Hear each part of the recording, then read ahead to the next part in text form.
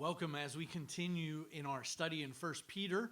And so I encourage you to get your Bible or tablet, device, whatever, and look at First Peter chapter 1. Now, in light of the great salvation which they have had, they are exiles. They have been told that they are to look and consider the greatness of God's salvation. He is now going to call them to live a very specific way. And we're going to look at a number of them this week. But the first one that I want you to see is that they are called to live a very focused life. Look at what verse 13 says.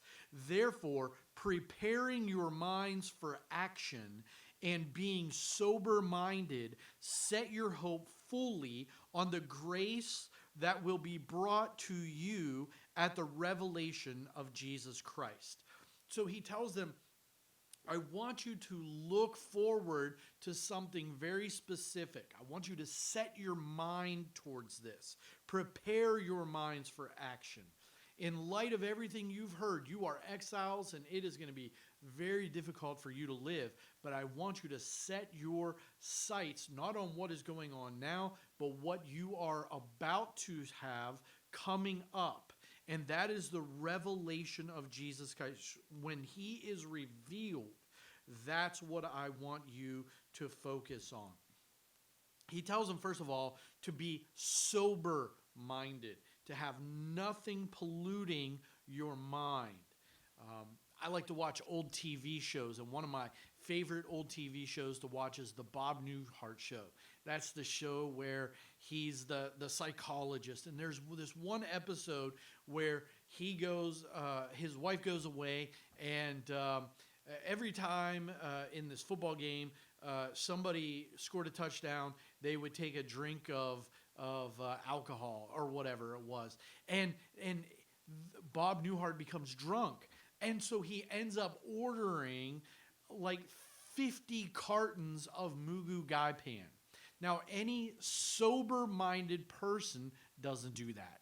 Any sober-minded person thinks through things logically, or tries to at least, and doesn't make foolish decisions. Ordering 20 cases of Mugu Gai Pan is not being sober-minded.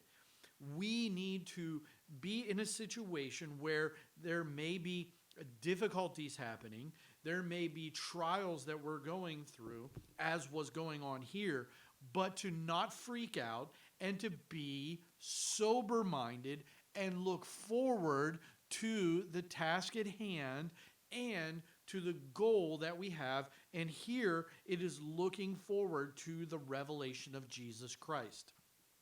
Let me give you a football analogy. Bill Belichick is known for obviously being very strict and having a laser-like focus on forgetting the things that happened before and moving forward to the things that he has to come. Several years ago, there was early on in the season, the Patriots lost 14-41 against the Chiefs. And the Chiefs were really not that great. And it was on Monday Night Football, and so it was just everybody saw this thing. And the press went crazy. And so I want to read to you some of the questions that they gave him and in some of his responses. They said, your team has been successful for so long. How difficult is it to adjust to the adversity of Monday night's game and get back on track? This team and organization hasn't had these sorts of issues in the past. He replies, we're on to Cincinnati. You mentioned Tom Brady's age at the draft. He replies, we're on to Cincinnati. Do you think having a 37-year-old, we're on to Cincinnati? It's nothing about the past, nothing about the future. Right now, we're preparing for Cincinnati. Do you think that the talent you have here is good? We're getting ready for Cincinnati. Do you think you've done enough to help Tom Brady? We're getting ready for Cincinnati. That's what we're doing. As you get ready for Cincinnati, does Tom Brady have the talent protection around him? We're going to a game plan, to do the best to get ready for Sunday night. As we always do, nothing's changed. You see, what's interesting about that is, unfortunately, the Patriots went on to win the Super Bowl that very year. You see, what was it? It was his laser-like focus. Look, they got crushed. But he said, we've forgotten that game. Whatever happened in the Chiefs game, doesn't matter. We don't care. We're on to Cincinnati. We're going on. And that's how we really should be as Christians.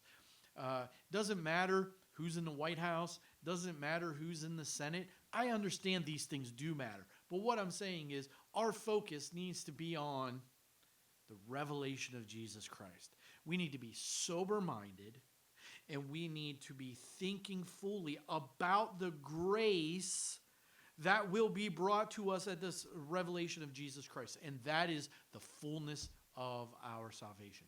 I hope that you will seek to be sober-minded and thinking to the grace that is about to appear, your salvation.